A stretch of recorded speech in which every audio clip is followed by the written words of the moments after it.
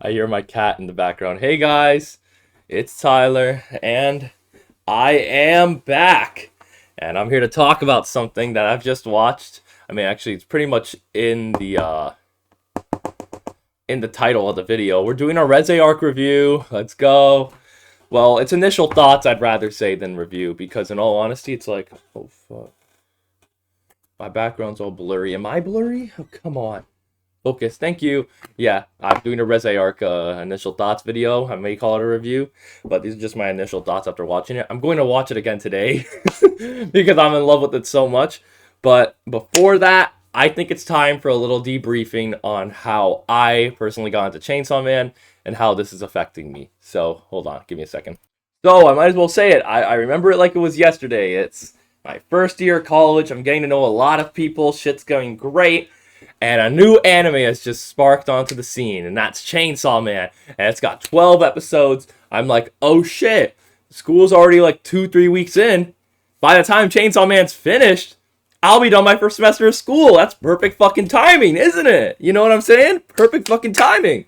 So I'm watching and watching and watching, and I start getting invested by the characters. I'm gonna assume the majority of people who watch this video are gonna already know a good chunk about what Chainsaw Man's about, but if not, you have a homeless kid who is contracted by the Yakuza to kill devils, but eventually catches a big break when, on the brink of death, he gets the option to merge with his pet, I imagine you could say Chainsaw Devil Dog, Pochita, to become the Chainsaw Man. And from there, he is on the quest to then kill the Gun Devil, which you eventually, find out more in the manga and the anime. But essentially, that's the crux of the story so far.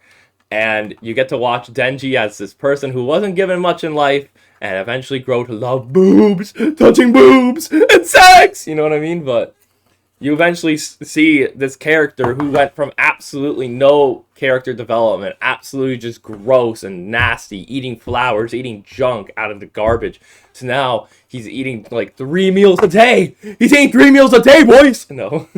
But yeah, so that airs in October 2022. By this time, I am now I'm in my 4th year, about to graduate college. And at first, I was obsessed with Chainsaw Man. I read like the entire manga. I literally have the manga back there. You can see a Denji back there. You can see Denji right there. And I fell in love with the manga. I fell in love with the story. I'm even catching up with Chainsaw Man Part 2 as we speak. Especially after watching the movie, I got a reinvigorated interest into the manga. But I'm not gonna lie to you, it's like I kind of fell off with Chainsaw Man for a while because I like the way anime is going for me right now, because every single year there's a new thing going on that either had a long wait or something happened where it just reinvigorates me for the year. Like this year, what animes did I even watch this year? I think I watched Undead Unlock this year. I don't think it came out this year. Oh, I watched Free Run this year. There's a few. I think there's a. Oh yeah, Invincible came out this year too, which isn't considered anime. It's just more animation. But you know what I mean.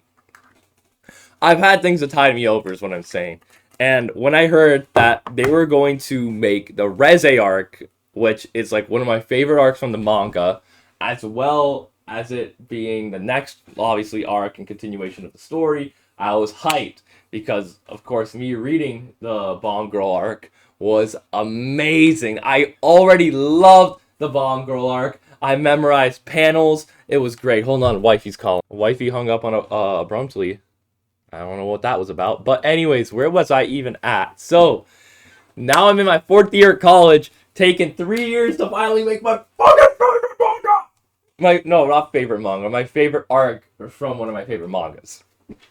But, oh my god, I've been excited. This year had 2 really good movies now, which is Reze Arc and Infinity Castle. And obviously, I'm bringing this up because obviously Infinity Castle is a movie, and you know how it goes. So, Infinity Castle was great. Obviously, it's just a retelling of the manga of Demon Slayer and that final or semi-final arc of the manga, which was great, and animation's absolutely superb. To me, I think Zoro versus King is on par with that, which they made in a week. But we're here, so hey. But in any case, I I remember Chainsaw Man. Okay, this is actually what I need to say first. The Chainsaw Man anime and me reading Chainsaw Man as a manga are to me entirely different experiences. And what I mean by that is when I first read Katana, like I watched Katana Man and all those first arcs, but I never got the same feeling that I got from the anime with the manga, especially with the Bomb Girl arc. It has like the anime has a specific soundscape and specific music choice and attention to color grading that I don't typically see in Chainsaw Man. To me, it's a lot more colorful, it's a lot more brash, it's a lot more metal, it's a lot more vibrant. In the anime, it's been continuously more melancholy, emotional, and atmospheric, which I really appreciate. It's an entirely different way to look at it, which I really like because it then makes me have to watch the anime on top of me reading the manga. Because to me, it's two different things. It's two different ways to engage with content. But in any case, I'm beating over the bush. Um, Yesterday, I went to go watch the movie. At first, I was hyped, but I wasn't as hyped as I thought I would be because it's the Reze arc. Like it's gonna be a great arc, but I felt like in that moment it would be pigeonholed into that arc and retelling it via manga pages one to one. But oh my god, the amount of creative liberties they take in the Reze arc and work so well is beautiful. So how do I do this? So I'm obviously going to go in chronological order in terms of what really spoke out to me or stuck out to me. So first things first, obviously, is Reze and Denji meeting, and they obviously go to the coffee. Okay, no wait, hold on. This is spoiler territory. Go away if you're getting spoiled. Anyways, Denji and Reze meet at a phone booth, and they eventually go back to the coffee shop. And so far, it's a lot just like how I'd imagine it in the manga. But obviously, the anime's kind of style and like a creative liberty to it, the auteur style to it. And what really stood out to me, and this is gonna sound so Gooner-esque, this is gonna be such a Gooner thing to say, but the pool scene in this scene or in this movie is so much more different than how I would have perceived it in my mind. It was crazy because the pool scene in my idea, like my and how I viewed the anime, would have just been no music, just him walking into a pool, them having fun, just learning how to swim. You know what I mean? Just very chill, very relaxed. Maybe just some melancholy music, but oh my god. Oh my god, somehow Mappa makes this pool scene between two like young teenage people just beautiful. Pause. Hold on. That sounds so fucked up. I said that for engagement bait. But in any case, you have Reze and Denji, where Denji doesn't know how to swim. Reze and them are both inside of a school after hours and go to the top of the school where there's a pool and they learn how to swim. Or Denji learns how to swim via Reze. And they play this absolutely beautiful orchestral like music in the background, mainly piano oriented.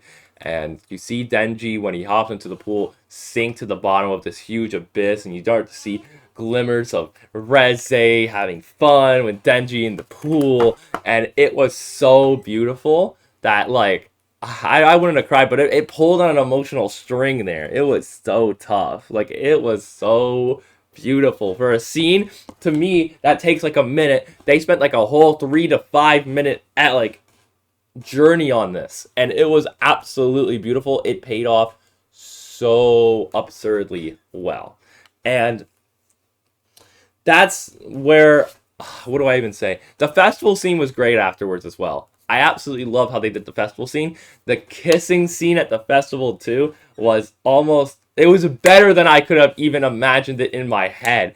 It was so beautiful how they composited the entire scene. I can't lie, though the scene afterwards where Denji's tongue gets ripped out by Reze was not how I was anticipating it to go. It obviously again has creative liberties from the manga, or takes creative liberties from the manga, and I appreciate that. And I don't think that's just a problem, but it's just something I noticed. And afterwards, again, this is like a big thing of contention, not contention, a big thing that people are noticing in this film is that there's two halves perfectly down the middle as I watched now, like again at home, and I'm watching again tonight. But the film is separated into two halves. You have the first half where Reze and Denji built a character together, and then you have the other half where Denji and Reze fight. Which, the fight scenes, again, it's Mappa, it's absolutely gorgeous, it's beautiful, it's, again, way better orchestrated than I would have imagined it in the manga, and there's one panel, you guys are already here because of spoilers, where Denji is riding Beam, and they both kill the Typhoon Devil, and he explodes into this myriad of blood and guts and all that. And it's a very infamous panel in the manga. It's like it's a double spread page artwork, and it's beautiful.